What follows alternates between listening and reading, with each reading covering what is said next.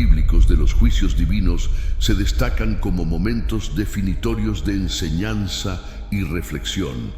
Estas historias, impregnadas de significado y moralidad, nos invitan a contemplar la justicia de Dios y su interacción con la humanidad. A través de este viaje narrativo, exploraremos algunos de los juicios más emblemáticos y lo que nos revelan sobre la naturaleza de Dios y la condición humana. Comenzaremos con el relato de Sodoma y Gomorra. La historia de Sodoma y Gomorra es una narrativa que resuena con temas de justicia divina y moralidad humana. En el corazón de esta historia se encuentra la tensión entre la misericordia y el juicio, entre la intercesión y la inevitabilidad del castigo. A través de la lente de la fe, exploramos cómo estas ciudades se convirtieron en el epítome de la depravación y cómo su destino final sirve como un recordatorio sombrío de la soberanía de Dios. En el Génesis se nos presenta a Abraham, el patriarca, quien se encuentra con Dios en un momento de revelación divina. Dios comparte con Abraham su intención de investigar los pecados de Sodoma y Gomorra, ciudades cuya maldad ha alcanzado proporciones alarmantes. La respuesta de Abraham es una de preocupación y compasión. Él desafía la noción de justicia de Dios, preguntando si el justo sufrirá junto con el impío. Este diálogo entre Abraham y Dios no solo destaca la relación personal que Abraham tiene con el divino, sino que también establece un precedente para la intercesión humana en la historia de la salvación. La llegada de los ángeles a Sodoma pone a prueba la hospitalidad y la moralidad de sus habitantes. Lot, quien representa la presencia justa dentro de la ciudad, los acoge en su hogar. Sin embargo, la depravación de los ciudadanos se revela cuando exigen que los visitantes sean entregados para satisfacer sus deseos corruptos. La negativa de Lot y la protección angélica que sigue son momentos cruciales que demuestran la gravedad del pecado de Sodoma y la misericordia extendida a aquellos que buscan hacer lo correcto. El juicio de Sodoma y Gomorra se lleva a cabo con una severidad que es tanto aterradora como justa. La destrucción por fuego y azufre es un acto de purificación, un medio para erradicar el mal que ha infectado estas ciudades. La esposa de Lot, al mirar atrás, se convierte en una columna de sal, un monumento a la consecuencia de desobedecer la palabra divina. Su transformación es simbólica, representando la parálisis espiritual que resulta de anhelar un pasado pecaminoso. La narrativa de Sodoma y Gomorra es una que resuena a través de las edades, sirviendo como una advertencia y una lección. Nos enseña sobre la santidad de Dios y la seriedad con la que se debe tratar el pecado. Al mismo tiempo, nos recuerda la importancia de la compasión y la justicia, y cómo incluso en los momentos de gran maldad hay espacio para la gracia y la redención. Abordaremos ahora el juicio de la Torre de Babel, tal como se relata en el libro de Génesis. Tras el diluvio que borró la maldad de la tierra, la humanidad comenzó a multiplicarse y a esparcirse. Con el tiempo, un pueblo encontró una llanura en la tierra de Sinar y decidió asentarse allí. Unidos por un solo lenguaje y una visión común, concibieron un proyecto ambicioso: construir una ciudad y una torre cuya cima alcanzara los cielos. Su objetivo era hacerse un nombre y evitar ser dispersados por la faz de la tierra. Génesis capítulo 11, verso 4. Y dijeron: vamos a edificar una ciudad y una torre cuya cima llegue al cielo, y hagámonos un nombre para que no seamos esparcidos sobre la faz de toda la tierra. Sin embargo, este acto de soberbia no pasó desapercibido ante los ojos del Señor. Dios descendió para ver la ciudad y la torre que los hombres estaban edificando. Al observar su unidad y determinación, Dios reconoció que nada le sería imposible. Por lo tanto, decidió confundir su lenguaje de modo que ya no pudieran entenderse entre sí. Génesis capítulo 11, versos 6 al 7. Y dijo Jehová: he aquí el pueblo es uno, y todos estos tienen un solo lenguaje, y han comenzado la obra, y nada les hará desistir ahora de lo que han pensado hacer. Ahora, pues, descendamos y confundamos allí su lengua, para que ninguno entienda el lenguaje de su compañero. La confusión de lenguas provocó el cese de la construcción y la dispersión de la gente por toda la tierra. La ciudad fue llamada Babel, porque allí el Señor confundió el lenguaje de toda la tierra. Este juicio divino no solo detuvo la construcción de una torre que desafiaba a Dios, sino que también sirvió para diversificar la humanidad, creando las distintas naciones y culturas que conocemos hoy. La historia de Babel es un recordatorio de la soberanía de Dios sobre los planes y aspiraciones humanas. Nos enseña que la unidad sin la guía divina puede llevar a la arrogancia y al alejamiento de los propósitos de Dios. La dispersión de Babel no fue solo un castigo, sino también un acto de gracia que permitió a la humanidad explorar y poblar la tierra, cumpliendo así el mandato original de ser fructíferos y multiplicarse. Ahora iremos con En el Gran Diluvio, un evento de proporciones cataclísmicas narrado en el libro de Génesis. El Gran Diluvio representa uno de los juicios más universales y profundos en la memoria de la humanidad. La historia comienza con una observación divina que penetra en la condición humana. La maldad del hombre era grande en la tierra, y todo designio de los pensamientos de su corazón era de continuo solo el mal. Génesis capítulo 6, verso 5. Y vio Jehová que la maldad de los hombres era mucha en la tierra, y que todo designio de los pensamientos de su corazón era de continuo solamente el mal. Dios, afligido por la corrupción y la violencia que había consumido su creación, tomó la decisión de borrar de la faz de la tierra a los hombres, animales, reptiles y aves del cielo. Sin embargo, en medio de esta oscura resolución, una luz de esperanza brillaba a través de Noé, un hombre justo y perfecto en sus generaciones, que caminaba con Dios. Génesis capítulo 6, versos 8 al 9. Pero Noé halló gracia ante los ojos de Jehová. Estas son las generaciones de Noé. Noé, varón justo, perfecto fue en sus generaciones. Con Dios caminó Noé. Dios reveló a Noé su plan para purificar la tierra y le dio instrucciones específicas para construir un arca, una embarcación de salvación para él, su familia y una muestra de toda criatura viviente.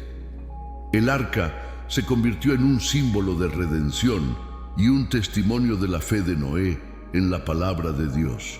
Génesis capítulo 6, versos 14 al 16.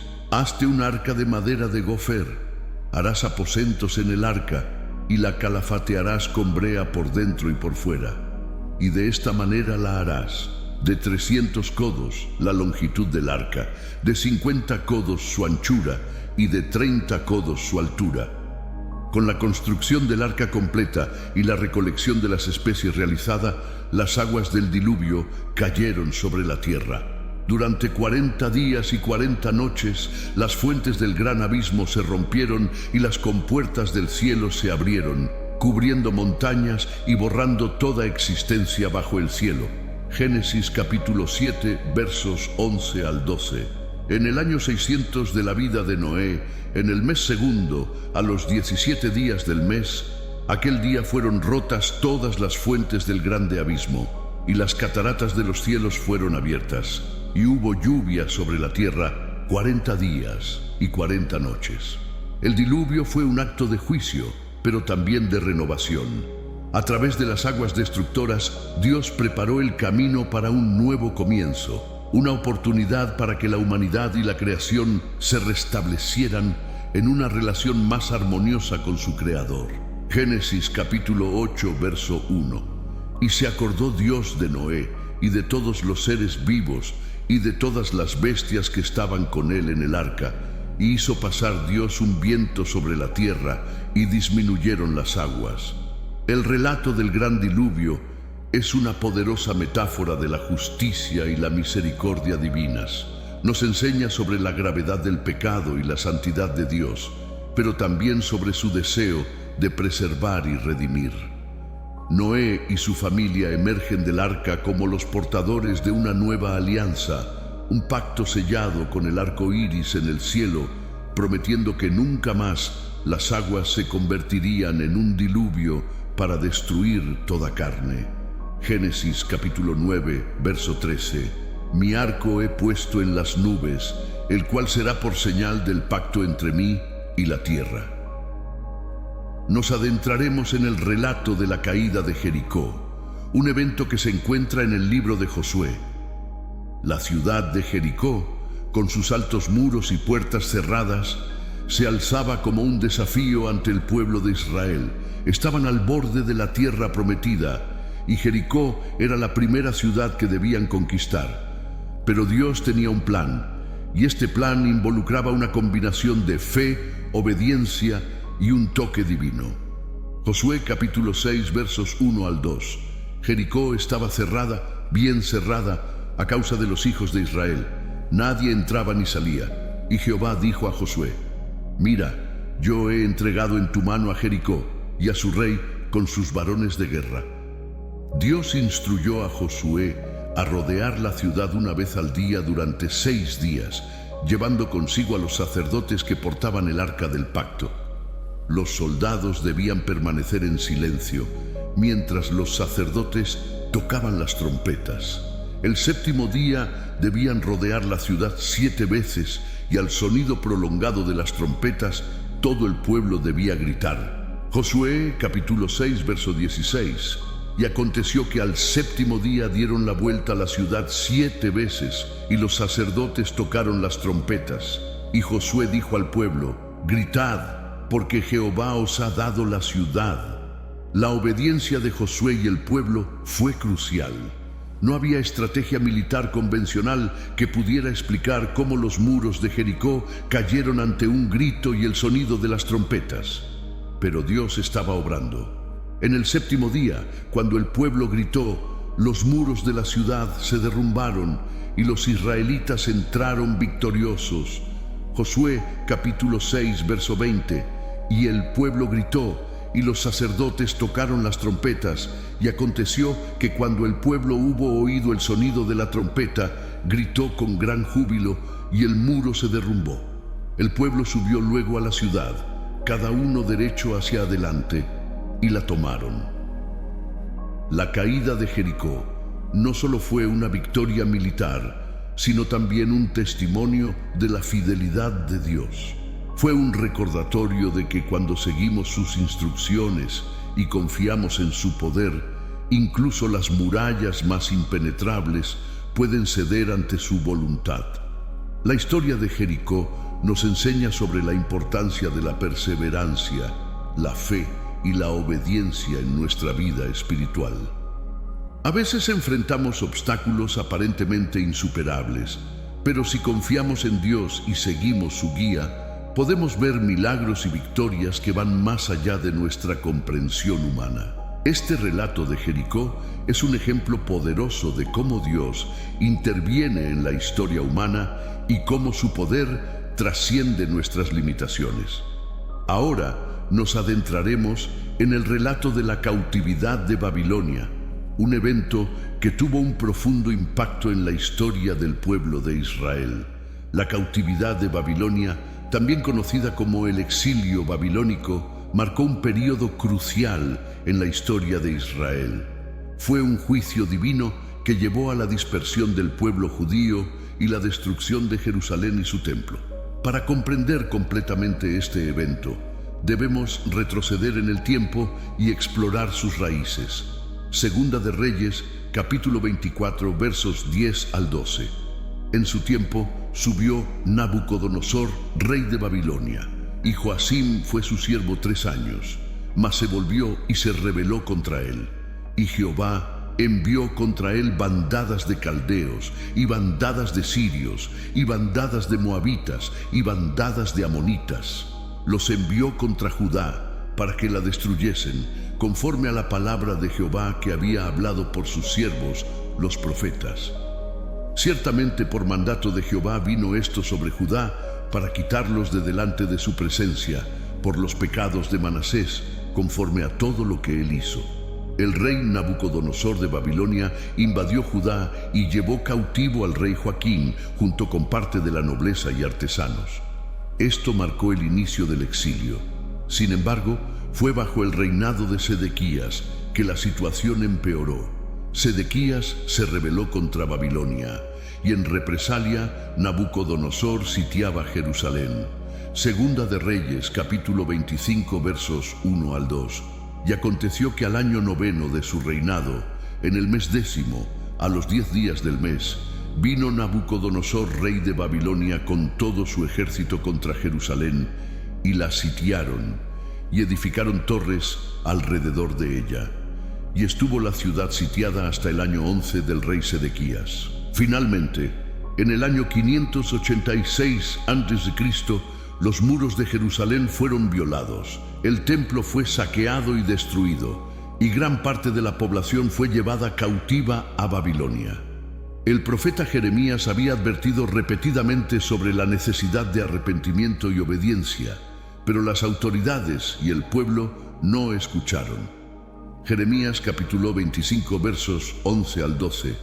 Toda esta tierra vendrá a ser asolamiento y espanto, y servirán estas naciones al rey de Babilonia 70 años.